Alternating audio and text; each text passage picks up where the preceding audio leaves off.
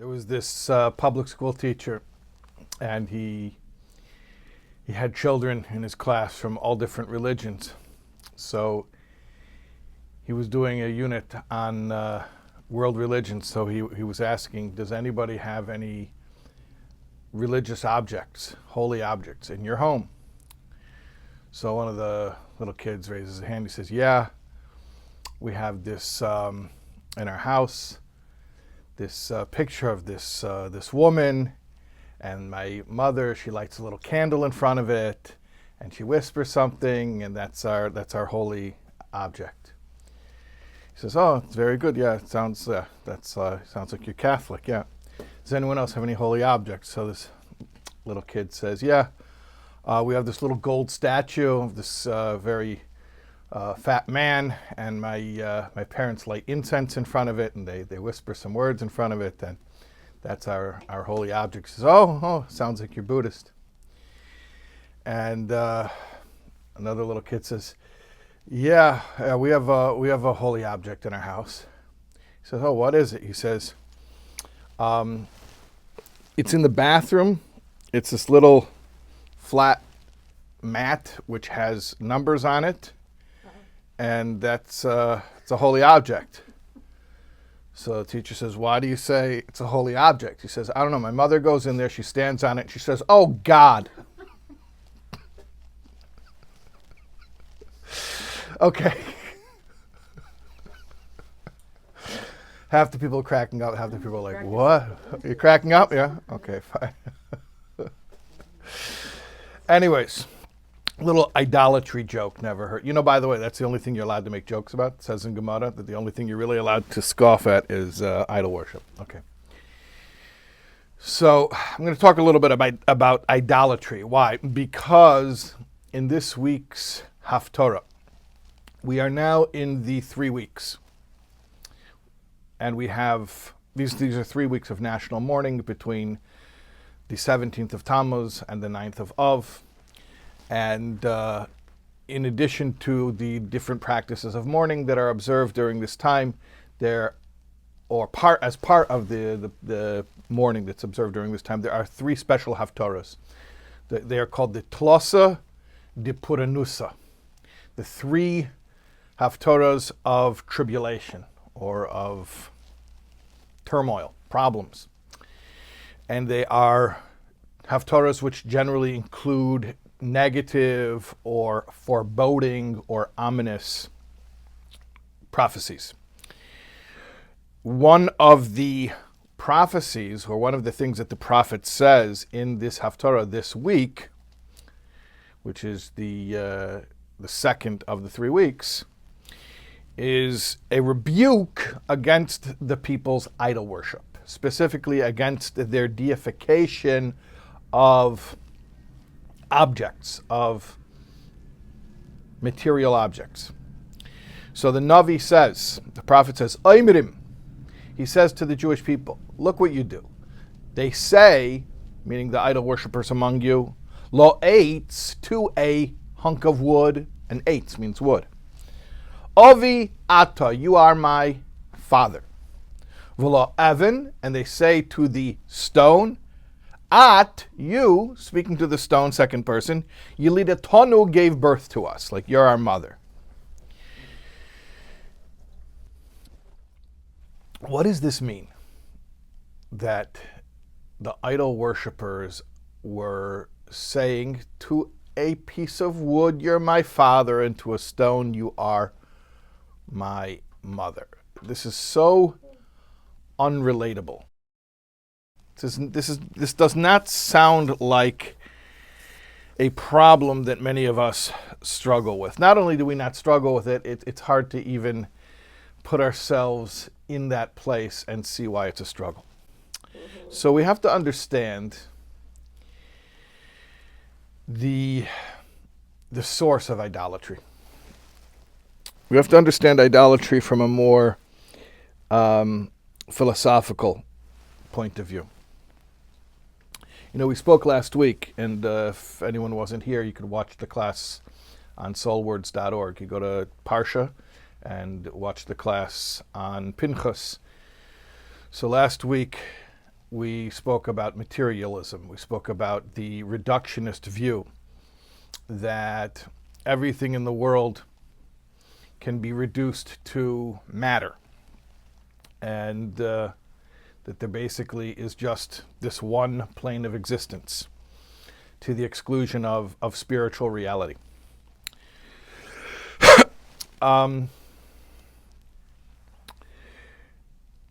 Remember the story that I told last week? I told a bunch of stories, but one of the stories I said was about the Frierdiker Rebbe, about the previous Lubavitcher Rebbe, that when he was being interrogated in Russia and the communists were trying to break him, so they pulled out a gun, they brandished the weapon, they tried to intimidate him, and they said, this little toy has been known to make people talk. So the Frierdiker Rebbe said, this little toy is effective on those who have, remember this? One world and many gods, but I have two worlds and one God. Very good. So last week we spoke a lot about what it means to have two worlds, that the Frierdiker Rebbe was saying, not just, hey, don't worry, if you kill me in this world, I'll go to heaven, I'll go to the afterlife. The Frierdiker Rebbe was saying more than that. He was saying that even at this moment, things are not what they appear from a purely physical perspective, because I'm in two worlds right now. Right now I'm in two worlds. There's a deeper reality that's going on.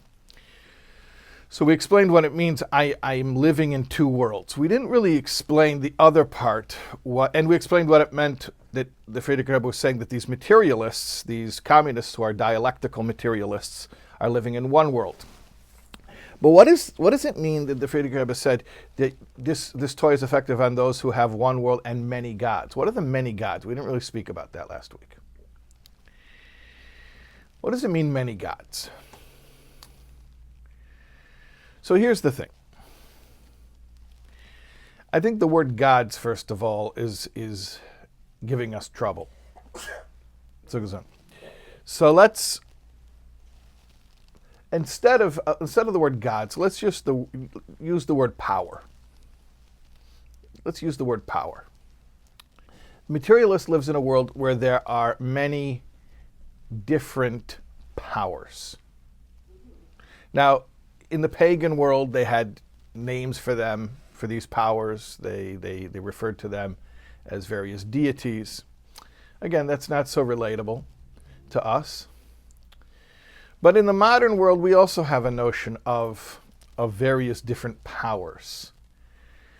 You ask a simple person, what are the powers in the world? Maybe they'll tell you, natural powers like the wind or the sun. Or maybe someone who's a little bit more poetically inclined, they might say love is a power, or maybe even they'll say, greed, human greed is a power.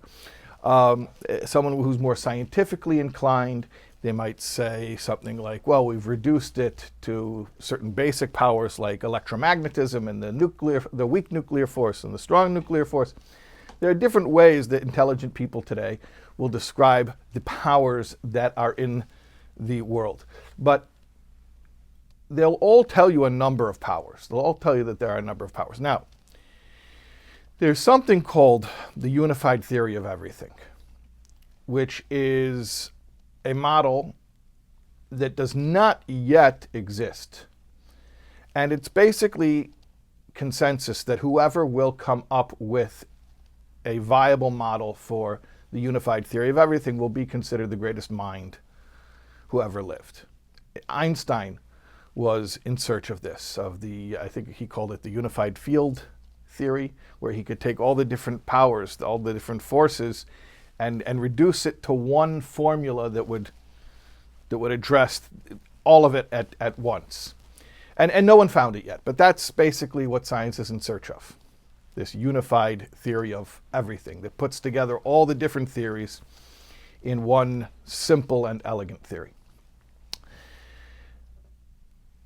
The point is that the predominant worldview today, and the accepted worldview, and the quote-unquote normal worldview, is one in which there are various powers. So when the Frierdiker Rebbe was saying to this interrogator that this toy works on people who have one world and many gods, what are the many gods? The many gods mean that you're living in a world where there are various forces to contend with. And however a person interprets that, however they translate that into their day-to-day life, the forces that they feel that they have to deal with, whether it's luck or fate or human nature or their own experiences and upbringing, whatever their narrative is, there are these various forces that are at work in their narrative of their life or of the macro of history itself. It always comes down to these various forces in the world that are working upon us. So obviously, from a Jewish perspective, that is the essence of idolatry. From a Jewish perspective, there are not various forces at work in the universe. There is one force at work in the universe at all times. There is only one force at work in the universe. And everything else that we identify as forces are not in and of themselves forces or powers. Certainly they are not autonomous.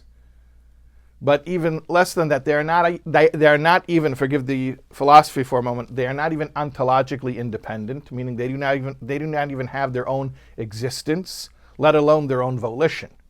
So whatever powers there are in the world, they do not act independently of God. In fact, they do not even exist independently of God. God is enlivening them and bringing them into existence, something from absolute nothing at every single second.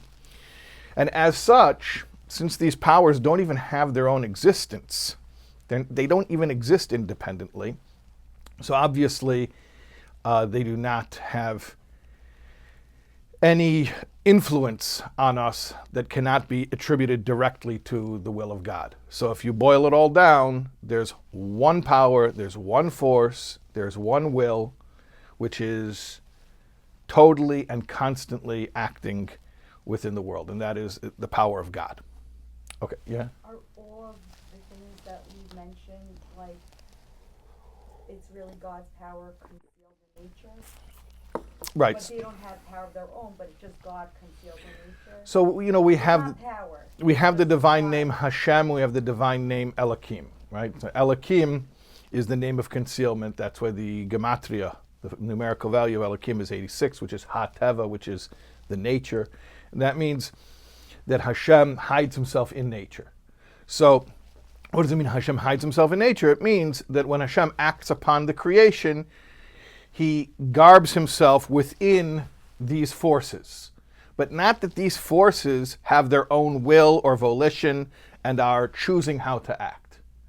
It's like my hand, for instance. If I send forth my hand here to get the coffee, my hand is completely subservient to me. It has no will of its own. It only does what the will of my brain wants it to do, right?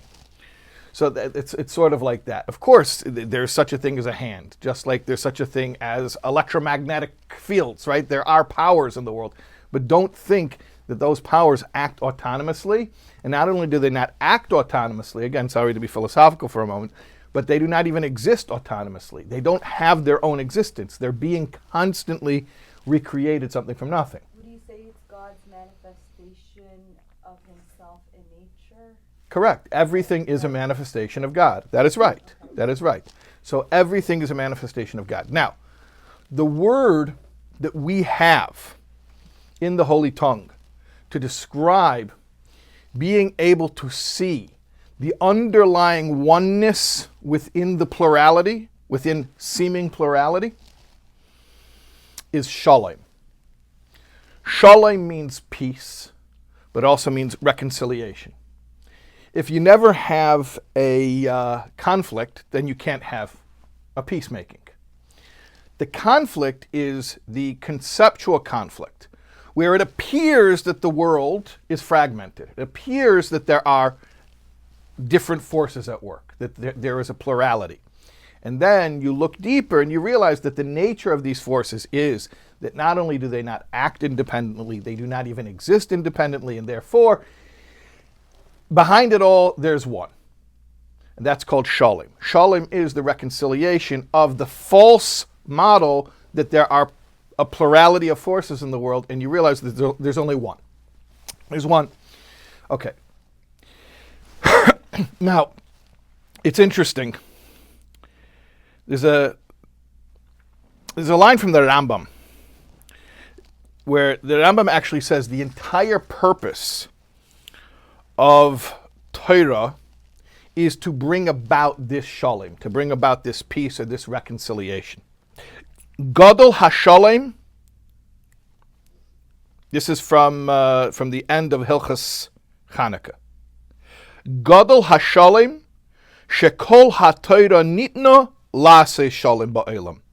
Great is peace because the entire Torah was given in order to make peace in the world. Why in the world? Because the world is the place where it appears to be a plurality, right?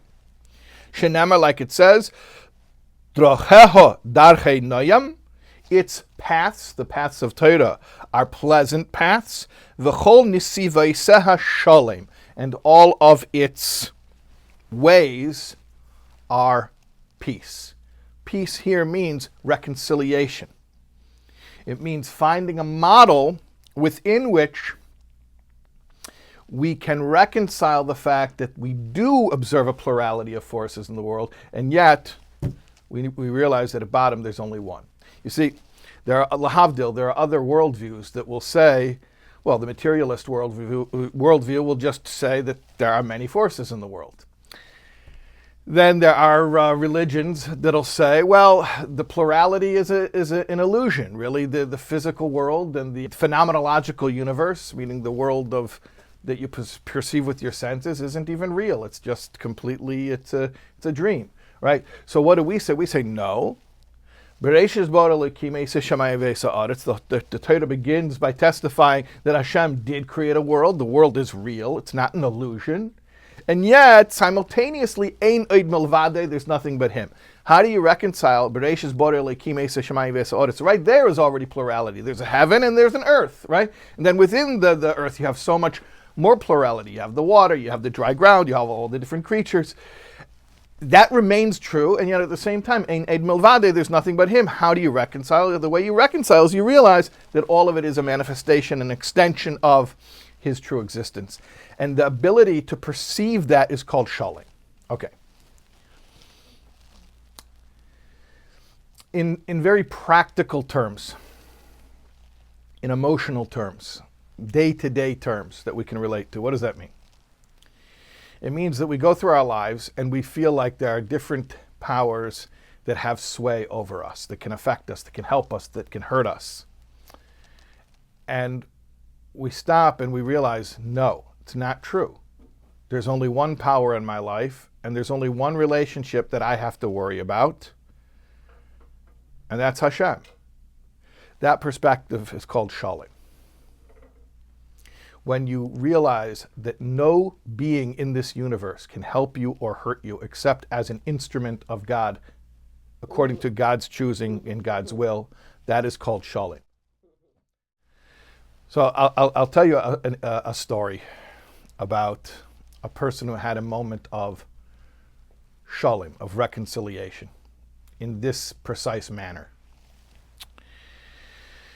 I used to give a class, a Tanya class, many, many years ago. This has to be maybe 20 years ago now.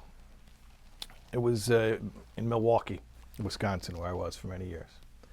And this Tanya class consisted of, basically it was all women who were not observant and had not studied very much in their past. They hadn't studied a lot of Jewish women. They hadn't studied a lot. And I'm telling you this for a reason, because as we studied, not that it was my objective to bring up practical halacha all the time, but it just, it sort of happens from time to time. It was a Tanya class, so we were studying. What was the subject? Your nefesh elokis, your nefesh bahamis, your godly soul, your animal soul, and learning how to.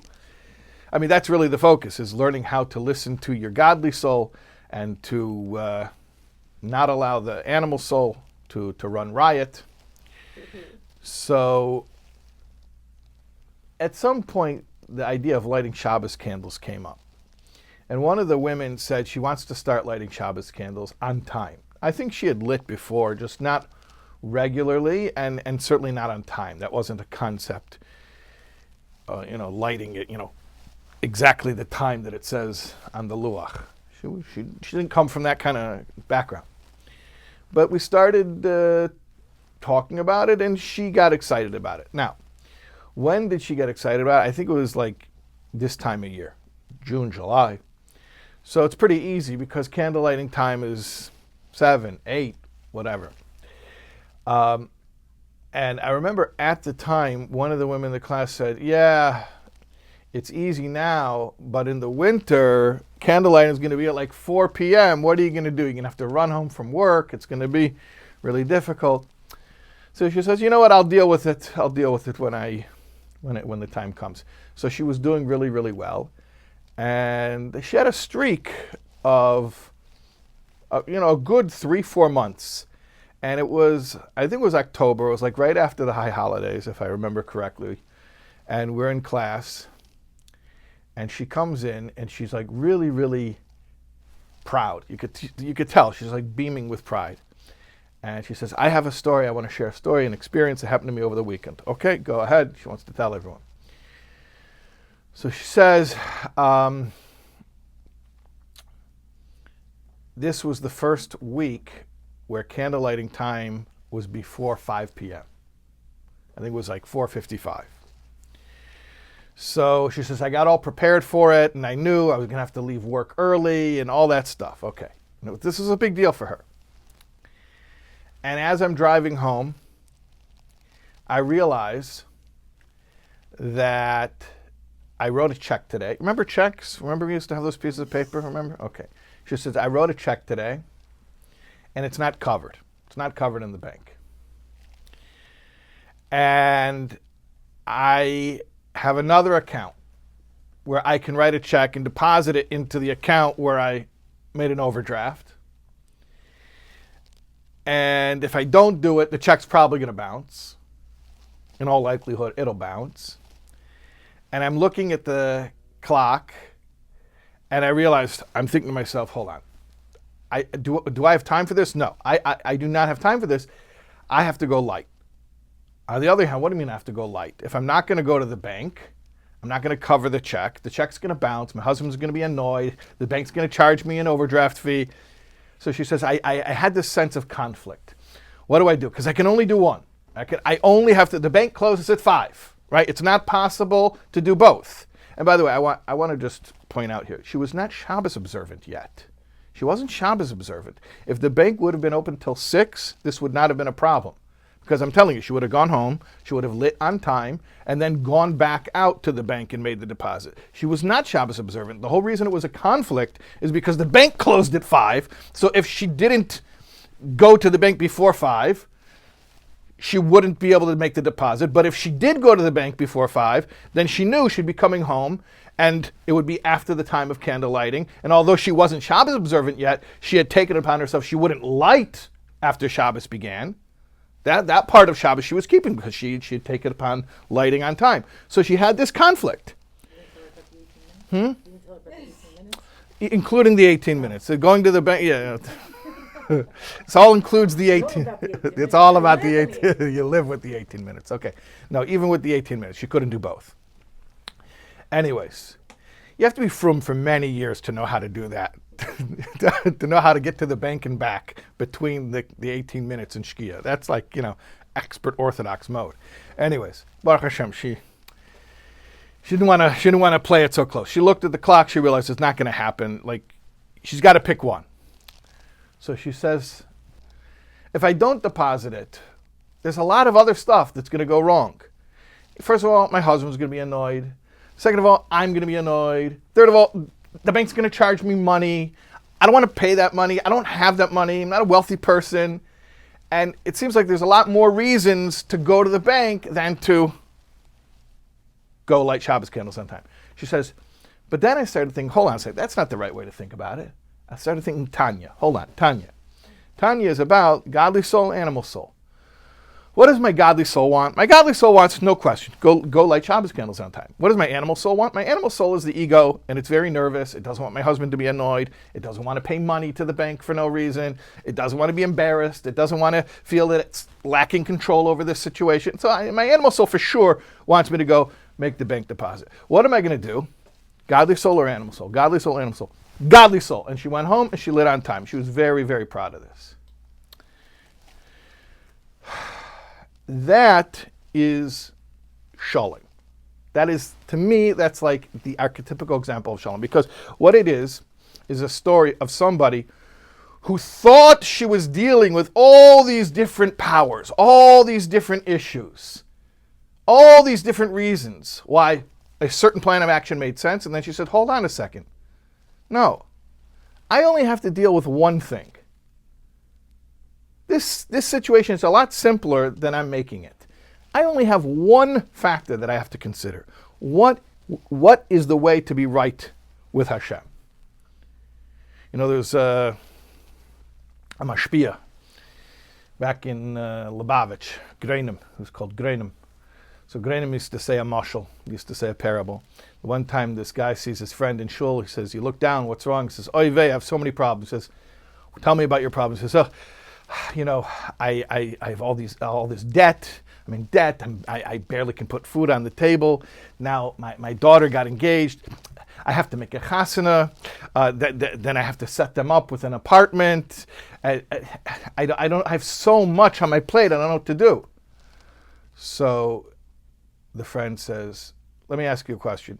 How much money would it take to deal with all of this? He says, all of it. I mean, he starts thinking about the debt. He starts thinking about what he's got to spend every month for his family. He's thinking about the wedding. He thinks about setting up the new chassan kala with an apartment. He says, the whole thing, I mean, what would take care of everything? He says, 500 ruble.